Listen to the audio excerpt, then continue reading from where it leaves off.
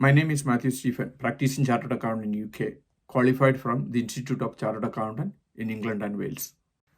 UK rental പ്രോപ്പർട്ടിക്ക് ചെലവുകൾ എഴുതുമ്പോൾ പുതിയ കിച്ചൺ, ബോയിലർ മാറിയത് അല്ലെങ്കിൽ ബാത്റൂം മാറിയ ചെലവുകൾ നിങ്ങളുടെ റിപ്പയർ ആൻഡ് മെയിൻ്റനൻസിൽ എഴുതി നിങ്ങളുടെ ടാക്സ് ലയബിലിറ്റി കുറയ്ക്കാൻ സാധിക്കുമോ?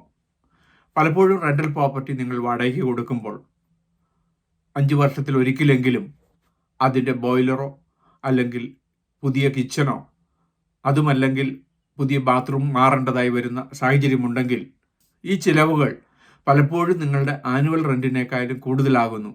റിപ്പയർ ആൻഡ് മെയിൻ്റനൻസ് എന്ന രീതിയിൽ ഈ ചിലവുകൾ എഴുതാൻ പറ്റുമോ? എന്തൊക്കെ ബില്ലാണ് അല്ലെങ്കിൽ എന്തൊക്കെ പ്രൂഫാണ് HMRCയുടെ റിക്വയർമെൻറ്റിനായി കാണിക്കേണ്ടത്? പലപ്പോഴും ഈ എക്സ്പെൻസുകൾ മാറുമ്പോൾ നിങ്ങൾക്ക് കൃത്യമായിട്ടുള്ള ബില്ല് കിട്ടുന്നതാണ്. ഈ ബില്ല് സൂക്ഷിക്കുക.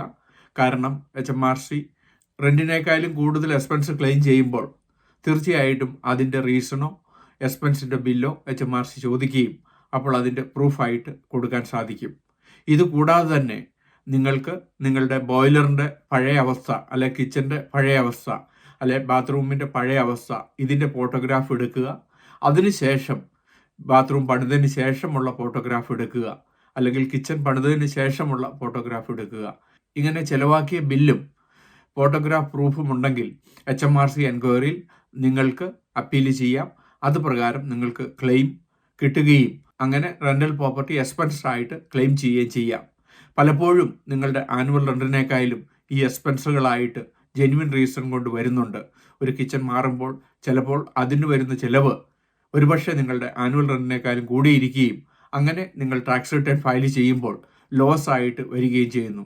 ഈ സാഹചര്യം കണക്കിലെടുത്ത് ഇതിന് കൃത്യമായിട്ടുള്ള ബില്ല് സൂക്ഷിക്കുകയും ഫോട്ടോഗ്രാഫി എവിഡൻസ് സൂക്ഷിക്കുകയും HMRCയിൽ നിന്ന് എൻക്വയറി വന്നു കഴിഞ്ഞാൽ അതിനെ ഡിഫെൻഡ് ചെയ്യുവാനുള്ള സപ്പോർട്ടിംഗ് ഡോക്യുമെൻ്റ് ഉണ്ടായിരിക്കണം.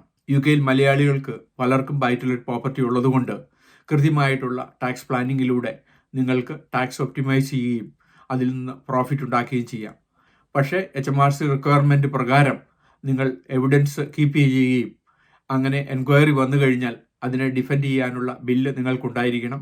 ഇത് പ്രകാരം photography evidence before repair and മെയിൻ്റനൻസും ആഫ്റ്റർ റിപ്പയർ ആൻഡ് മെയിൻ്റനൻസും വിത്ത് സപ്പോർട്ടിംഗ് എവിഡൻസ് ഇങ്ങനെ UK റെൻ്റൽ പ്രോപ്പർട്ടിയിൽ നിന്ന് HMRC നിയമപ്രകാരം നിങ്ങൾക്ക് എക്സ്പെൻസ് ക്ലെയിം ചെയ്യുകയും അങ്ങനെ ടാക്സ് ഒപ്റ്റിമൈസ് ചെയ്യാൻ സാധിക്കുന്നതാണ്.